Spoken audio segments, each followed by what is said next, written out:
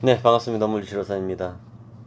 10년쯤 전에 간판이 탈출하는 근본적인 이유를 알게 되었습니다. 그것은 척추 내부의 압력이 증가할 때 디스크를 밀어낸다라고 하는 것이었고요. 그 증가된 압력을 빼기 위해서는 요출을 로도시스 시키는 그 4개의 근육을 풀어나갈 때 척추의 압력은 빠지고 그 증가된 압력에 의해서 밀려나간 디스크는 자기의 원래 위치로 복귀를 한다라고 하는 것이 치료의 결론입니다.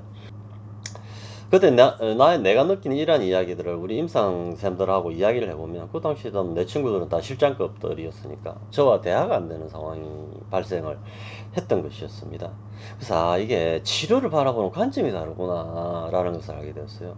곰곰이 생각해 보니까 이 현대의학, 의사가 태반이죠. 의료봉의 최고봉에 있는 사람은 의사들이니까. 그래서 의사나 물리치료사들은 인간의 몸을 건축물처럼 보더라고요.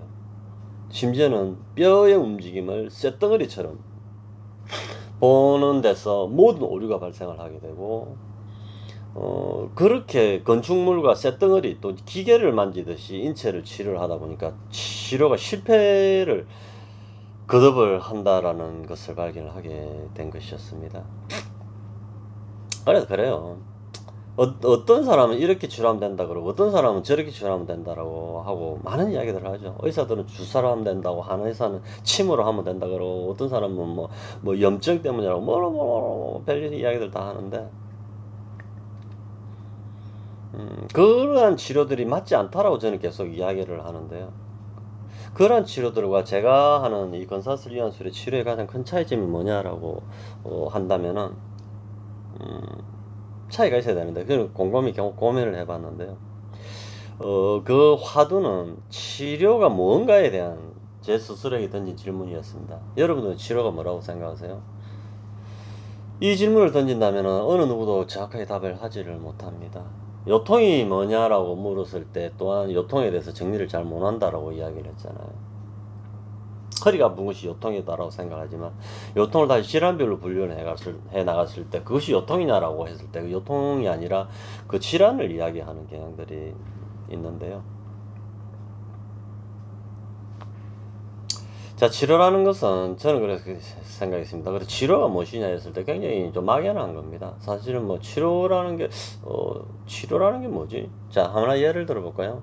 자, 허리가 아픈 환자들의 산에 가서 몽둥이로 두드리니까 허리가 낫는다는 사람들이 있어요. 어떤 사람은 군뱅이를 삶아 먹어서 나는 사람들이 있고, 어떤 사람은 뭐 호랑이처럼 걸으면 낫는 사람들이 또 있다 그러고. 의사가 아니죠. 자, 이 사람들이 나았대요, 환자도 우리 정언을 하고 있고, 이게 치료라고 할 수 있을까요? 자, 반대로, 의사가 침을 넣고 주사를 넣고, 했는데 환자 불편해. 안 낫는다 그래. 수술도 해도 또 재발해버리고. 의사가 한 이 행위는 치료라고 할 수가 있을까요? 여기서 이런 혼란들이 생기는 것입니다. 아니, 그래, 면허증을 갖고 있는 의사나 물리치료사가 병원에서 국가에서 인정한 공간이라고 하는, 의료기관이라고 하는 공간에서 하는 의료행위는 모든 것이 치료행위가 되기 때문에 의료행위로 인정을 해주는 것이고, 의료기관을 벗어난 일반 사람들이 자기 경험을 통해 가서 치료를 하는 이 치료행위는 치료가 아닌 것이에요. 이게 이제 좀 혼란스럽잖아요, 그죠?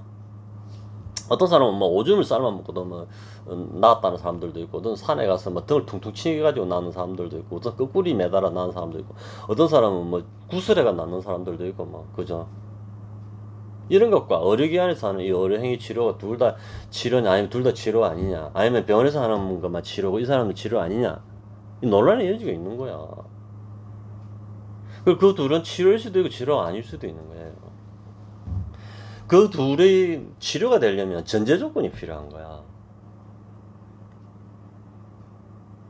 그 치료는 이제 과학이라고 저는 그렇게 했습니다.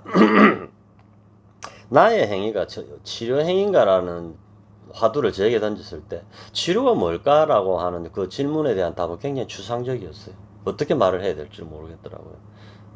환자가 낫는다면 그것이 치료라고 할 수 있는 것이지 않느냐라고 단순히 생각했는데, 그것만으로는 부족하다는 거예요.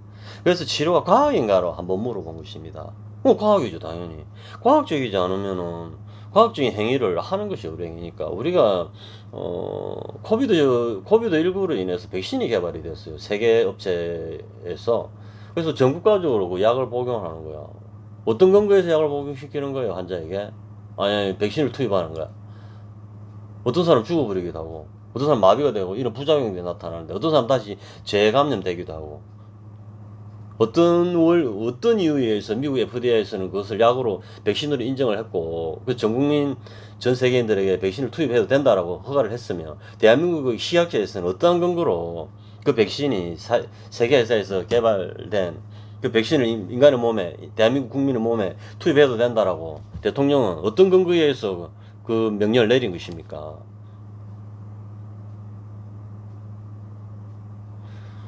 그것이 과학이기 때문에 가능한 거 아니에요? 과학이 뭐냐? 그래서 말씀을 드리겠습니다. 과학은 95%의 신뢰도를 요구를 하고 있습니다. 1차적으로. 이게 뭔 말이냐면, 백신이라고 하는 약을 투입을 했을 때 95명이 나야 된다는 것입니다. 뭐 5%의 오차는 있을 수가 있죠.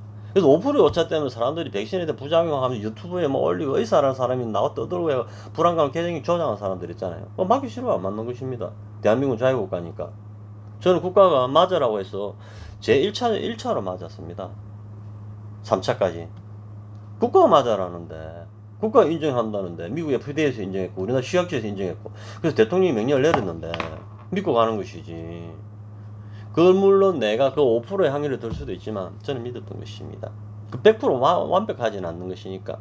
그래도 현대사에서 가장 믿을 만한 것이 이제, 과학이라고 하는 것이고, 그것이 이제 95%의 신뢰도라고 하는 측면에서 본다면은 저는 국가에서 내린 그 명령을 믿었던 것이고요. 두 번째는 재현성입니다. 리프로듀스빌리티라고 하는 것인데, 나의 의료 행위를 제3자가 따라 배워서 똑같이 했을 때 그 결과가 나와 같아야 된다는 것입니다. 백신이라는 하나의 약이 개발됐을 때 A 의사와 B 의사, C 의사가 동시에 나왔을 때 그 결과가 같아야 되는 것이죠. 그래서 내가 개발한 이 근사슬 이완술에 따라서 치료는 이렇게, 원인은 이런 것이니까 치료는 이렇게 하면 된다. 라고 했을 때, 나의 치료 기법을 배운 사람이 똑같은 방식으로 이렇게 치료를 했을 때 그 결과가 같아져야 된다는 거야. 이 두 가지 전제 조건이 성립되는 치료만이 치료라고 할 수 있다라는 것입니다. 그래서 이 두 가지 전제 조건을 충족시킨 치료가 없잖아요, 지금. 그래서 교육 EBS에서 하는 그 명의라는 프로그램에서 많이 이야기하고, 예전부터 명의라는 이름으로 의사들이 나와서 많이 이야기를 했지만, 현재까지 전 세계에서 또는 대한민국에서 명의라는 타이틀을 달 사람은 아무도 없다라고 제가 이야기하잖아. 과연 100명 중에 95명을 치료를 해낼 수 있고, 당신의 치료 행위를 똑같이 따라 배운 사람이 당신과 똑같은 결과를 만들어낼 수 있는 치료가 어디 있냐 말입니다. 네. 그런 것이죠. 그래서 자기 스스로도 의료가 아닌 행위를 하고 있는 이 상황이기 때문에 그 입을 다물라라고 자꾸 이야기하는 거라고. 말 조심하라고. 그 말을 보고 따라하는 환자들이 있으니까, 국민들이 따라하니까, 그에 대한 폐해들이 발생을 하니까 그러는 거예요.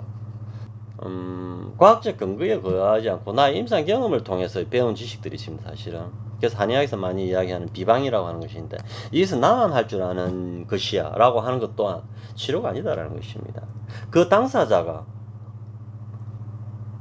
95%의 신뢰도를 얻는다 하더라도 그 행위를 따라한 자가 재현이 안 된다면 그것 또한 치료라고 할 수 없다라는 측면입니다. 이 두 가지 전제 조건이 이루어지는 치료여야만 치료라고 할 수가 있다라는 것이죠. 어떻게 생각하세요, 여러분들은? 자, 곰곰이 생각해보는 계기가 되길 바랍니다. 감사합니다.